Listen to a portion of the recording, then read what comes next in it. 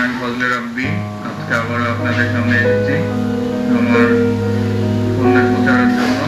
আশা করি আপনারা আমাদের সাথে থাকবেন এবং আমাদের পণ্যগুলো দেখে যাদের ভালো লাগবে বা যারা ভালো পণ্য খেতে পছন্দ করেন তারা অবশ্যই আমাদের এখানে এসে পণ্য খাবেন বা নিয়ে যাবেন।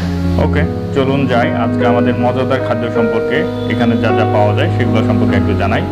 এ হচ্ছে আমাদের ক্রিসপি চিকেন, টিএফসির ক্রিসপি চিকেন খুব বিখ্যাত হয়েছে, আমাদের শিবগঞ্জের লোকজন খুব ভালো মতো খাচ্ছে। আর এটা খুবই হট আইটেম, আমাদের ড্রামস্টিক চিকেন, খুবই সুস্বাদু, খুবই টেস্টি, মজাদার খাবার আর কি। যারা খেয়েছে তারা এটাই চাই, বারবার চাই, কিন্তু আমরা ওই অ্যাভেলেবল সবসময় থাকে না আর কি। এটা হচ্ছে ড্রামস্টিক। এই যে দেখছেন, এটা হচ্ছে আমাদের মিনি কাবাব, এটা হচ্ছে আমাদের চিকেন ফ্রাই, এটা চিকেন ফ্রাই, এটা মিনি কাবাব।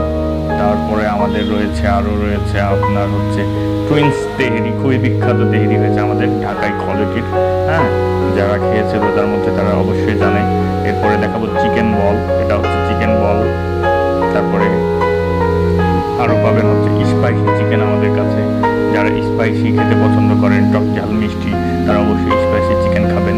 এরপরে আমাদের রয়েছে স্টিপ কাবাব, এটা হচ্ছে আমাদের স্টিপ কাবাব। এটার রেসিপি আপনারা ভিডিও শেষে দেখতে পাবেন, খুব সংক্ষিপ্ত আকারে অরিজিনাল রেসিপি দেওয়া আছে, যারা দেখবেন এবং বাড়িতে বানিয়েও খেতে পারবেন।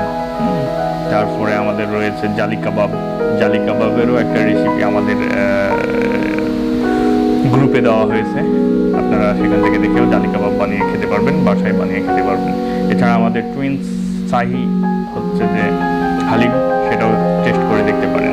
চলুন দেখি এখন আমরা কিভাবে স্টিপ কাবাব বা চিকেন কিমার শিক কাবাব বানাবো সেটা দেখে নিই।